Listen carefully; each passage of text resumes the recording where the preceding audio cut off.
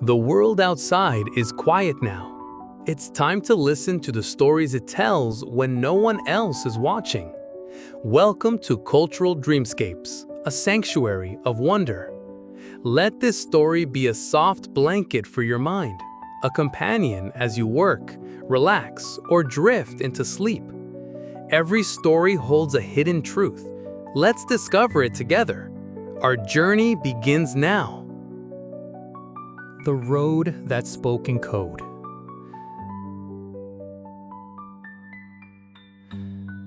There is a dream, woven into the very fabric of America.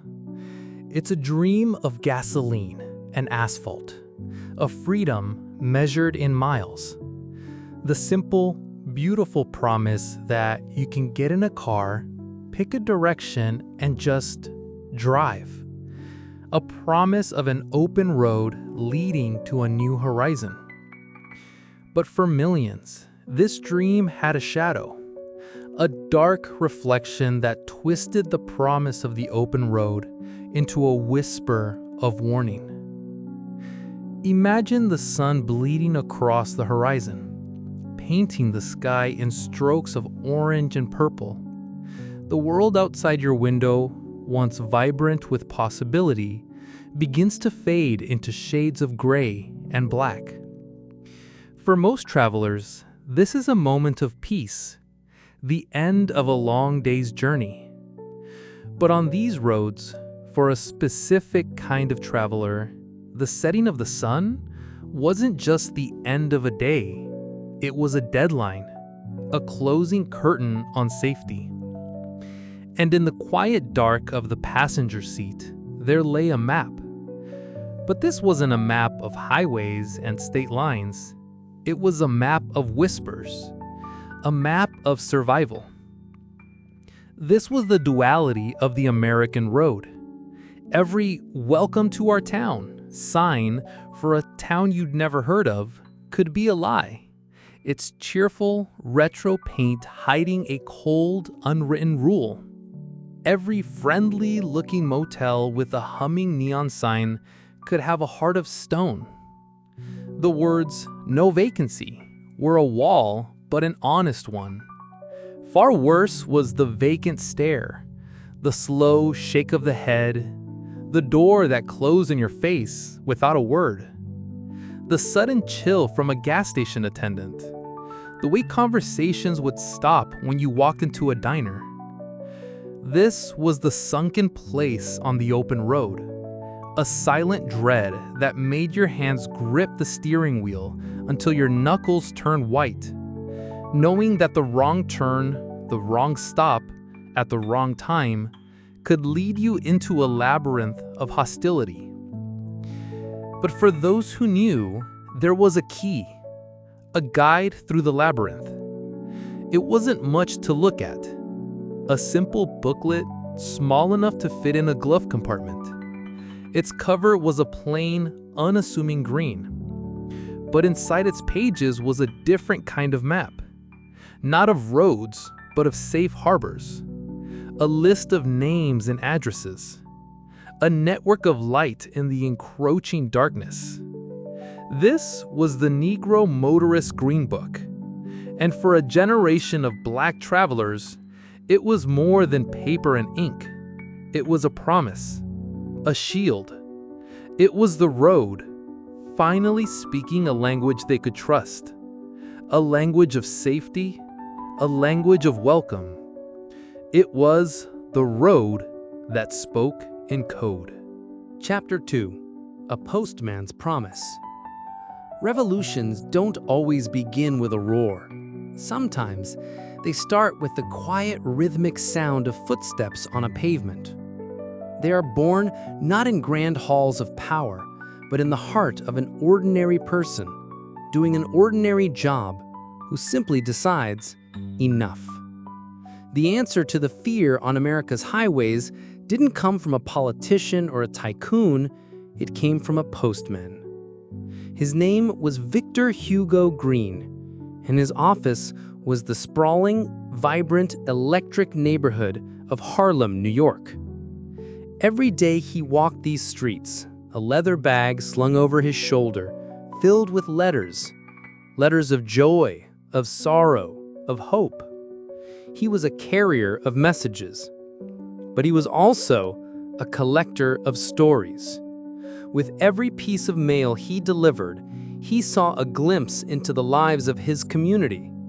He heard the excitement of a family planning a trip down south to see relatives. And later, he would hear the hushed, painful stories of what they endured on the road. Victor saw the map of America from a unique perspective. It wasn't just lines on a page. It was a web of human connection that he tended to every day. He knew the musician who was denied a stage because of his skin, the soldier who fought for his country but couldn't find a meal on the way home, the family who had to sleep in their car because no hotel would give them a room. These weren't abstract injustices to him. They were the stories of his neighbors, his friends. His own experiences echoed theirs. The dream of the open road was their dream too, but it was a dream they were forced to defer, to fear. And with every letter he delivered, a quiet resolve began to build in his heart, a resolve to connect the dots, to draw a new map over the old one. One day an idea took root. It was born from the empathy of his daily rounds and the frustration of 1,000 shared stories. He wouldn't just deliver the mail, he would deliver a solution. He sat down not with the mind of a businessman seeking profit, but with the heart of a postman who knew his route. He would use his network, the very community he served, to gather information. He would compile a list, a guide, a book. It would not be a travel guide in the typical sense. It would be a promise printed on paper. A promise that no matter how far you traveled, you were not alone. A promise from a postman in Harlem to an entire nation of travelers that there was a safe way home. What is a map? We think of it as a tool of geography, a drawing of roads, rivers, and cities. It tells us where to go. But the Green Book offered something far more profound. It was a map, not of places you could find, but of people who would find you. It didn't just show you the road, it showed you the welcome at the end of it. If you were to open its pages for the first time, you might not be impressed. There were no glossy photographs, no poetic descriptions of scenic views.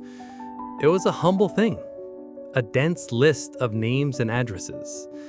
But to the trained eye, this simple list was a blueprint of a hidden world. Your finger would trace past the obvious entries, the hotels and motels.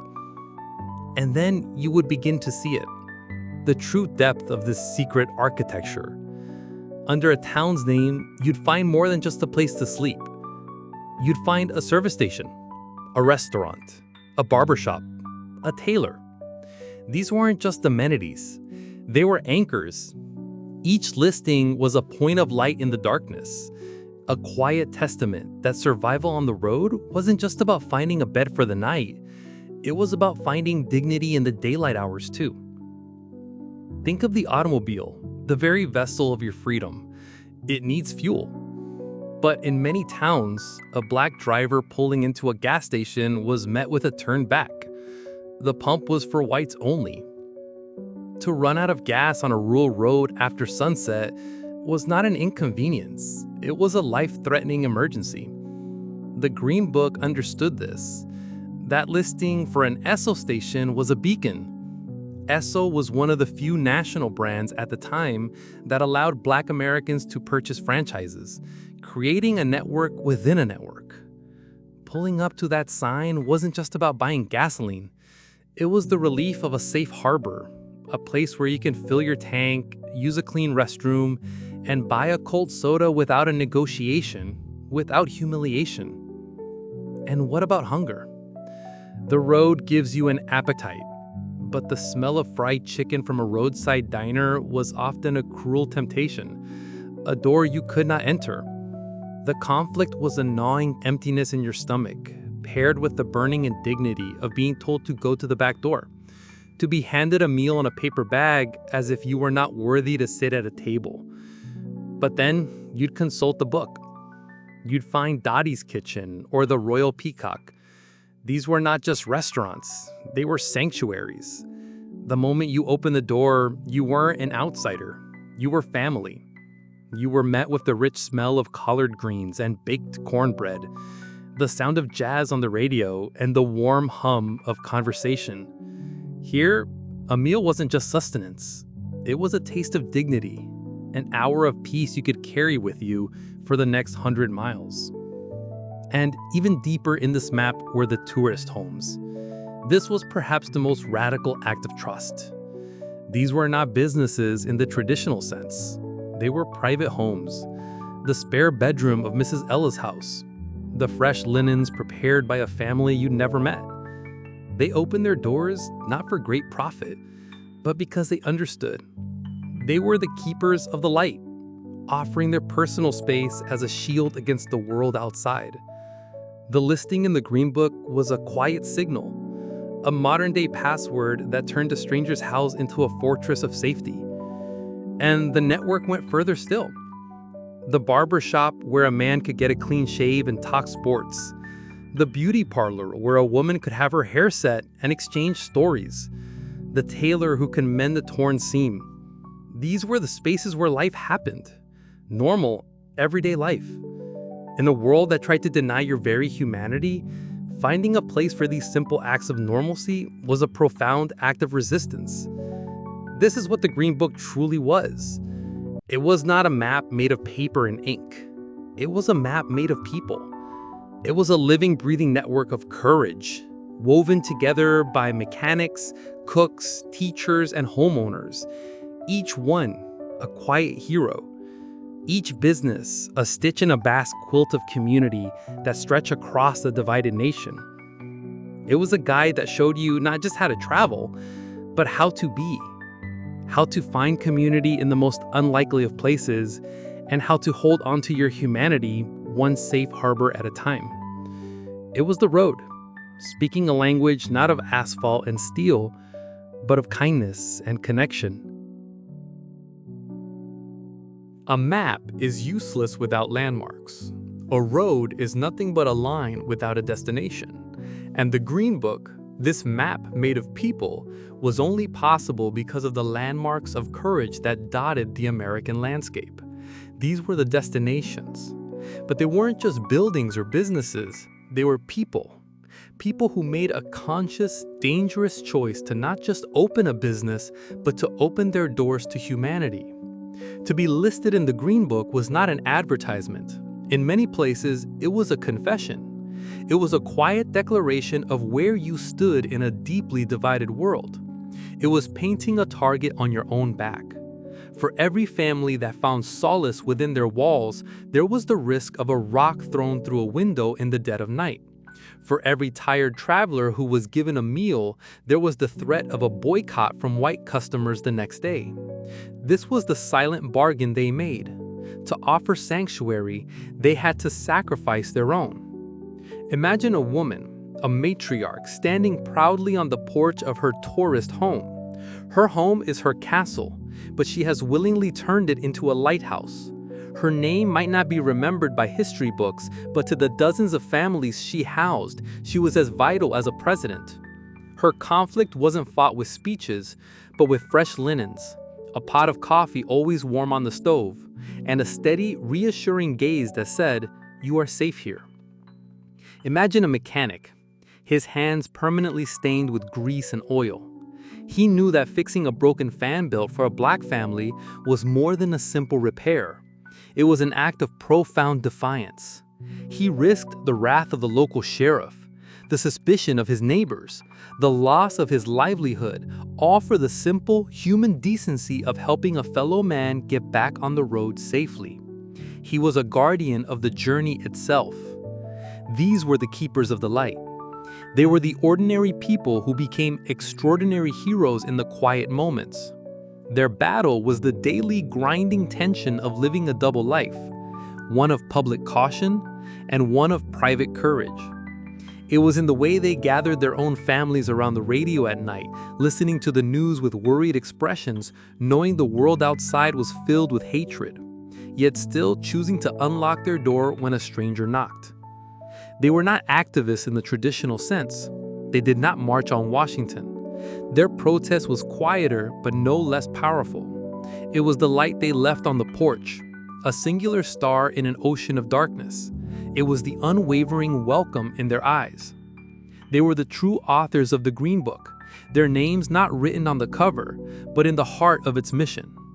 They were the anchors, the true north on this human map, ensuring that the promise of a safe harbor was not just ink on a page, but a warm, lighted doorway at the end of a long, dark road. The most terrifying sound on a lonely road isn't a sound at all. It's the silence that follows when a tired engine gives its last sigh, and the hum of the journey is replaced by the deafening beat of your own heart. A family sits in the growing darkness, stranded. The road ahead is a black ribbon, disappearing into nothing. The road behind, the same. But the real danger isn't the darkness. It's the sign they passed a mile back. A rusty, peeling sign with a town's name on it. A name they didn't recognize, but whose reputation they knew by instinct. This was a sundown town. A place with an invisible, razor-wire curfew for anyone with dark skin. The setting sun was not just a beautiful spectacle. It was a ticking clock, counting down the last moments of their safety. Panic begins to set in, a cold, creeping vine. In the driver's seat, a father tries the ignition again and again, the grinding sound of the engine refusing to catch, echoing the grinding in his own gut.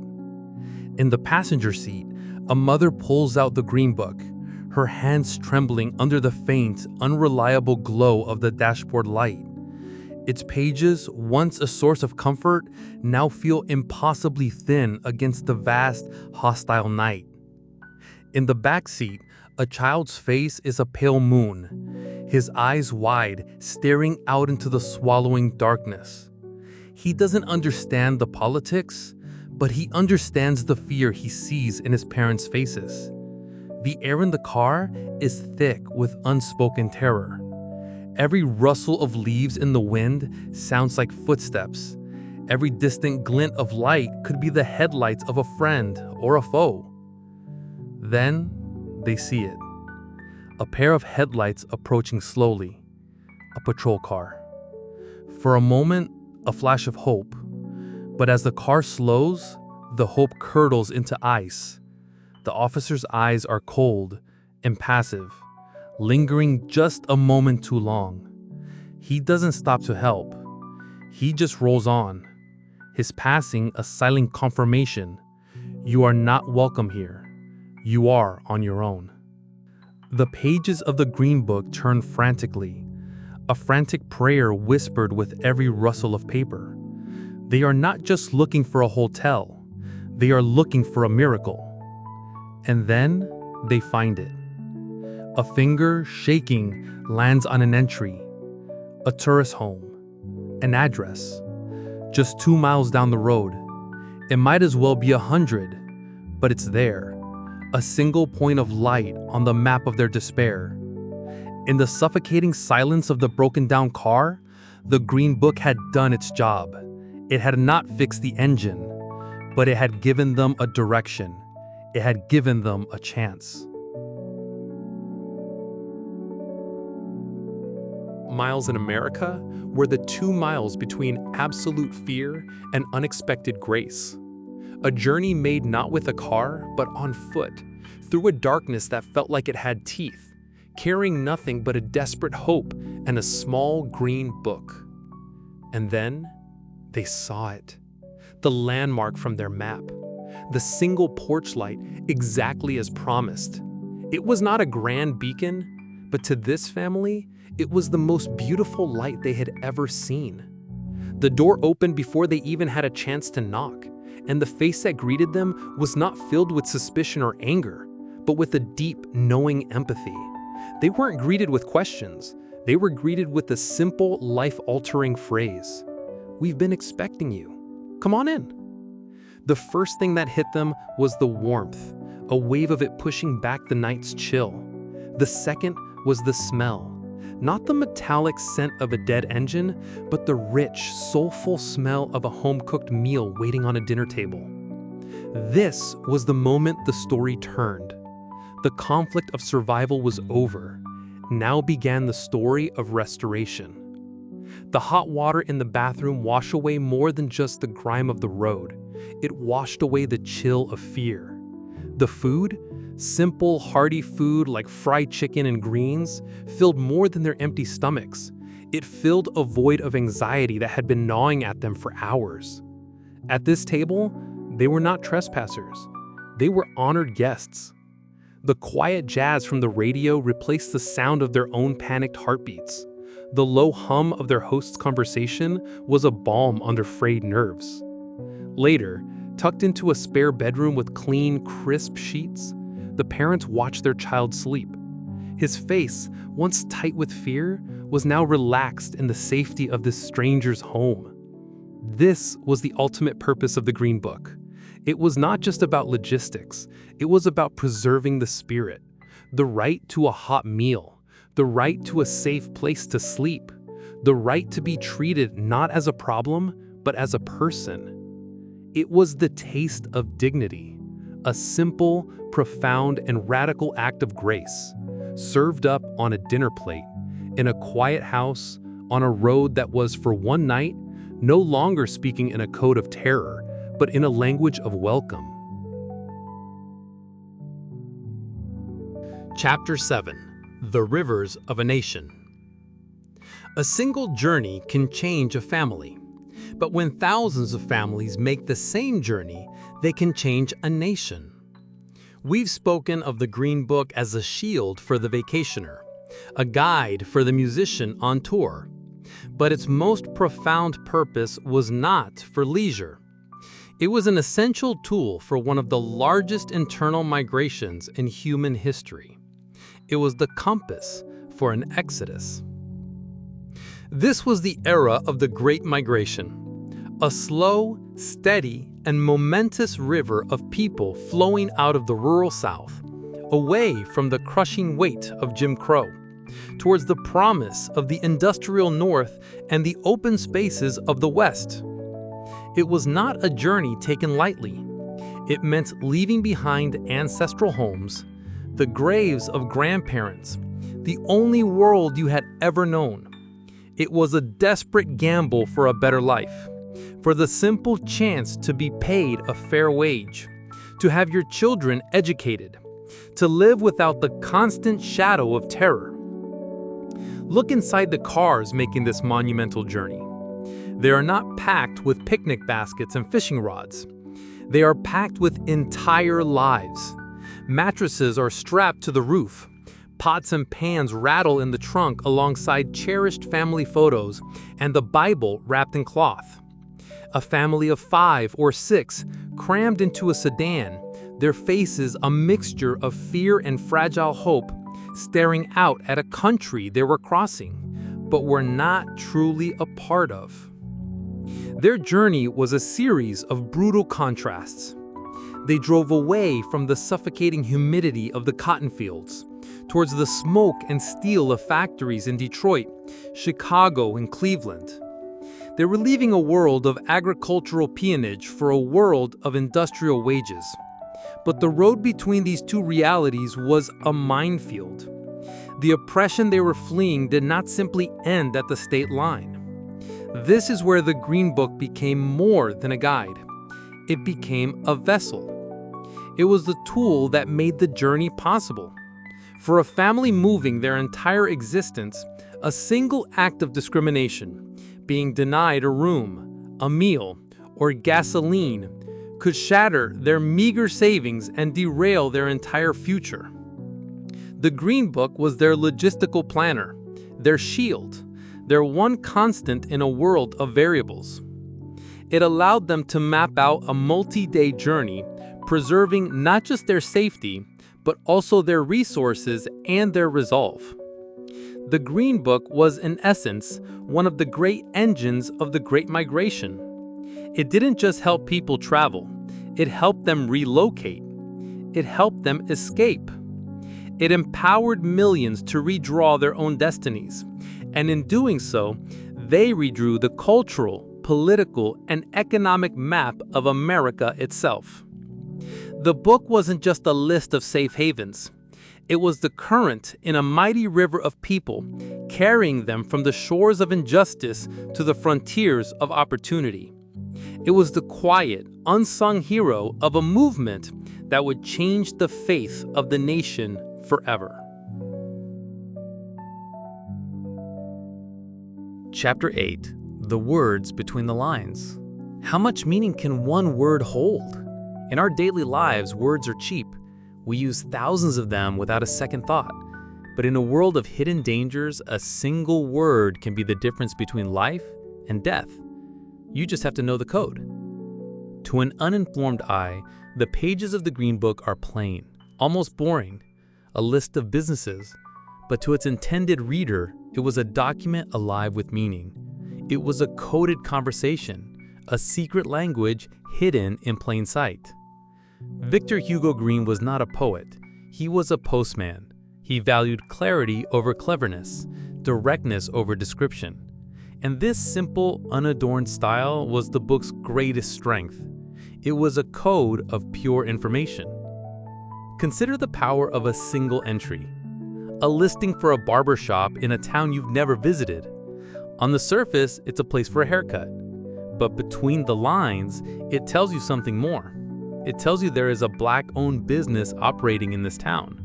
It tells you there is a community here.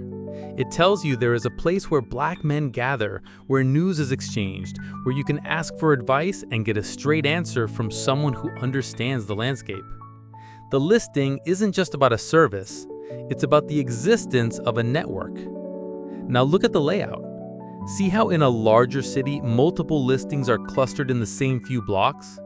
This wasn't an accident. It was a map within a map. It outlined the invisible boundaries of a safe zone. It told the traveler, in this part of the city, you can park your car and walk. You can go from the restaurant to the tailor to the nightclub, all within this haven. It provided that most basic of freedoms, the freedom of movement. And then there was the most powerful word of all, recommended. When Victor Green recommended a place, it wasn't a casual tip. It was a seal of approval, backed by his own reputation and the word of countless other travelers. It was a guarantee. It meant the proprietor was trustworthy, that the establishment was safe, that you would be treated with dignity. In a world of lies and deception, that one word was a beacon of absolute truth. The true genius of the Green Book was this economy of language. It didn't need to describe the fear. Its readers already knew the fear intimately. It only needed to provide the solution in the clearest, most direct way possible. Travelers would often add to the code, writing their own notes in the margins. Mrs. Bell makes the best pie, or ask for James at the garage. They were participating in the conversation, strengthening the network. The book was a living document, its language constantly evolving, its meaning deepening with every journey. It was a masterclass in communication, where the most important things were said in the spaces between the words. Chapter 9. The Last Page. Every book has a final chapter. Every story, an end. But the end of the Green Book's story is unique, because its ending was not a tragedy or a failure. The last page was written not with ink, but with the force of history itself. Its end was a victory. A new sound was sweeping across America. It wasn't the sound of a lonely car on a highway, but the sound of thousands of marching feet on city streets. It was the roar of a crowd demanding justice, the hymns of protest sung in the face of hatred. It was the powerful cadence of speeches that echoed from the steps of the Lincoln Memorial. The civil rights movement was rewriting the rules of the nation, not in the quiet pages of a travel guide, but in the loud, unavoidable, and courageous theater of public life. The battle for America's soul was no longer being fought in secret. It was on the evening news for all to see. And then, in 1964, the biggest change of all, the Civil Rights Act was signed into law. With the stroke of a pen, the walls of segregation began to crumble. Legally, a hotel could no longer turn a family away because of the color of their skin. A restaurant could no longer tell a citizen to eat in the kitchen. The whites-only signs that had scarred the landscape for generations began to come down. This was the moment Victor Hugo Green and his community had been fighting for. It was a profound, earth-shaking victory, but it was also a moment of deep melancholy. The very law that guaranteed their rights also made the Green Book obsolete. Its purpose, the reason for its entire existence, was to navigate a hostile America. Now, America itself was being forced to change. Imagine Victor Hugo Green, a postman who had built a shield for his people, watching the world finally, slowly, begin to lower its weapons. The sense of relief must have been immense, but there must have also been a quiet sadness. The book was his life's work, and now its work was done. The last edition of the Green Book was published in 1966. There was no grand farewell tour, no final celebration. It simply stopped. Its mission was complete. One can imagine someone, perhaps Victor himself, gently closing that final copy. It wasn't closing a book on a story of hardship. It was closing a chapter of American history. The Green Book had done its job so well, it had worked itself out of a job. It had guided a generation through the darkness, and now, finally, the sun was legally, if not yet culturally, allowed to shine everywhere. The book could finally be placed on the shelf, not as a tool for survival, but as a monument to it. Chapter End. Ghosts on the Highway. What happens to a map when the world it describes disappears? What happens to the landmarks of a forgotten country? They become ghosts. And today, the American highway is haunted by the ghosts of the Green Book. Travel today is different. We glide along impersonal interstates, bypassing the small towns that were once the heart of the journey. We navigate with the sterile voice of a GPS, which tells us the fastest route, but nothing of the history we're driving through. The world of the Green Book, with its network of tourist homes and welcoming diners, is a faded photograph. The old roads it once mapped are now quiet back roads, and the safe harbors it listed are disappearing from the earth. If you know where to look, you can still find them. A building with the faint, peeling outline of a hotel sign now abandoned, its windows like vacant eyes. An empty lot, overgrown with weeds, where a bustling black-owned garage once stood. A place that was a lifeline for so many.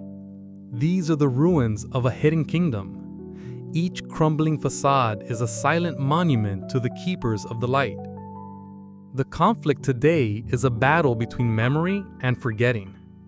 Historians and communities fight to save these places, to put up historical markers, to tell their stories before they are lost to the wind. They collect oral histories of those who lived the journey, preserving their voices in digital archives. It is a race against time, a fight to ensure these ghosts can still speak to us, to remind us of the courage they represent. The Green Book itself is now a rare artifact, carefully handled with white gloves in museums, but its spirit, its soul, is not confined to those fragile pages. Its legacy lives on. It lives in the apps and websites that help travelers find safe and welcoming spaces.